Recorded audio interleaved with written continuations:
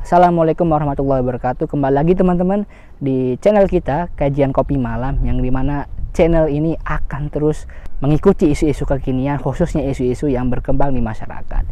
Nah teman-teman, di segmen ini angkringan, angkat isu dengan ringan. Kali ini gua pengen mengomentari fenomena, bukan fenomena ya, dimana Pak Jokowi marah-marah nih kemarin ini. Dan katanya video marah-marahnya Jokowi ini memang sengaja dipublish oleh KASP nih untuk masyarakat tahu. Nah, berikut video marah-marahnya nih, cuplikannya nih. Hati-hati. OECD terakhir sehari 2 hari yang lalu menyampaikan bahwa growth, pertumbuhan ekonomi dunia terkontraksi 6 bisa sampai ke 7,6%, 6 sampai 7,6% minusnya. Bank Dunia menyampaikan bisa minus 5%. Perasaan ini harus sama. Kita harus ngerti ini. Jangan biasa-biasa saja. Jangan linier. Jangan menganggap ini norma. Yang ekstraordinari akan saya lakukan. Untuk 267 juta rakyat kita, untuk negara. Bisa aja membubarkan lembaga, bisa aja reshuffle, udah kepikiran kemana-mana saya.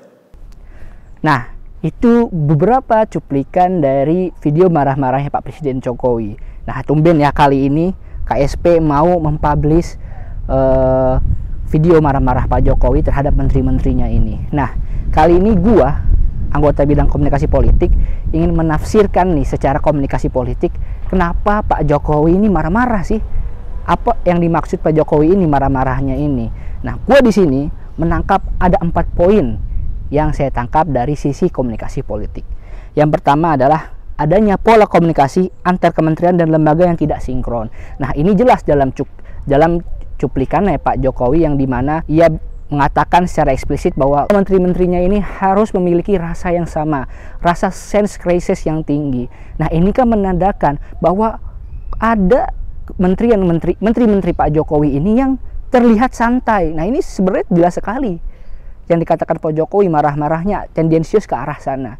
Nah, ini yang menjadi sebuah arti komunikasi politik, bahwa di dalam kementerian jajaran Pak Jokowi ini ada kementerian yang kerjanya dalam tanda kutip nggak bener nih, ibaratnya dalam situasi yang seperti ini sense of crisisnya rendah. Nah, poin kedua teman-teman, nah ini tentang isu reshuffle kabinet, karena di dalam poin pertama tadi Pak Jokowi telah menegur para menterinya agar kinerjanya semakin giat, karena kalau tidak giat dan tidak ada perubahan, nah Pak Jokowi gak segan-segan untuk mereshuffle kabinet. Wajar, karena di dalam setiap pemerintahan presidensial yang telah kita alami di Indonesia, dalam satu periode kepresidenan biasanya ada beberapa kali reshuffle kabinet.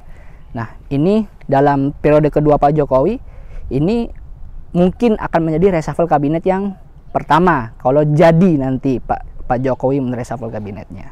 Dan ketiga, dalam sisi komunikasi politik teman-teman, saya melihat bahwa ada usaha perbaikan citra pemerintahan atau citra Pak Jokowi sendiri terhadap kinerjanya dalam 1 tahun terakhir, di mana 1 tahun terakhir ini memang pemerintahan Pak Jokowi ini mengalami sebuah ujian yang sangat berat, karena di masa itu Pak Jokowi mendapatkan ujian yaitu COVID-19 Corona. Nah, semua sektor terdampak sekali, ekonomi, apapun semua gara-gara Corona ini semua berubah. Bahkan analisis politik pun bisa berubah karena Corona ini teman-teman.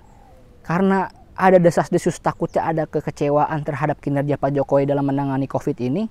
Nah, ini adalah salah satu langkah dari KSP ataupun dari tim Pak Jokowi sendiri untuk memperbaiki citra Pak Jokowi. Karena dengan dimunculkan dengan sengaja Pak Jokowi marah-marah ini, seakan-akan Pak Jokowi sangat tegas dan marah terhadap menterinya jika ada kementerian tidak becus untuk menangani permasalahan-permasalahan masyarakat.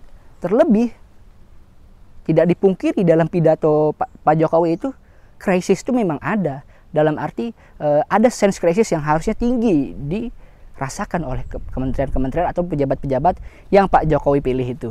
Yang terakhir adalah kalau secara komunikasi politik, dalam video itu saya menangkapnya, ini poin keempat ya teman-teman, saya menangkapnya ada bahwa cara Pak Jokowi lempar batu sembunyi tangan. Kenapa teman-teman? Karena dengan nada tendensius kepada kementerian yang tidak becus, ini seakan-akan bahwa saya pemerintahannya ibaratnya dalam angka statistik turun segala macam, ini bukan karena salah saya, ini salah menteri-menteri saya yang tidak becus. Ini juga bisa menyelamatkan citra Pak Jokowi. Nah, apalagi ini bisa jadi alasan yang sangat make sense untuk masyarakat nanti jika dalam waktu dekat ini ada reshuffle kabinet. Nah, jadi teman-teman, itu yang menurut saya 4 tafsiran politik kenapa Pak Jokowi marah-marah. Karena ingat, di dalam komunikasi politik, di dalam politik, semua bahasa apapun bisa menjadikan tafsir politik yang berbeda. Anda ngomong A, tafsirnya bisa B, C, D. Anda ngomong B, tafsirnya bisa sampai Z. Nah, itulah politik. Dan memang diskursus tentang politik selalu kita menarik untuk diulas. Oke teman-teman, jika teman-teman suka dengan video ini, jangan lupa di like, share, and subscribe agar kami, teman-teman Kajian Kopi Malam, terus semangat untuk membuat konten-konten seperti ini. Oke, itu aja. Assalamualaikum warahmatullahi wabarakatuh.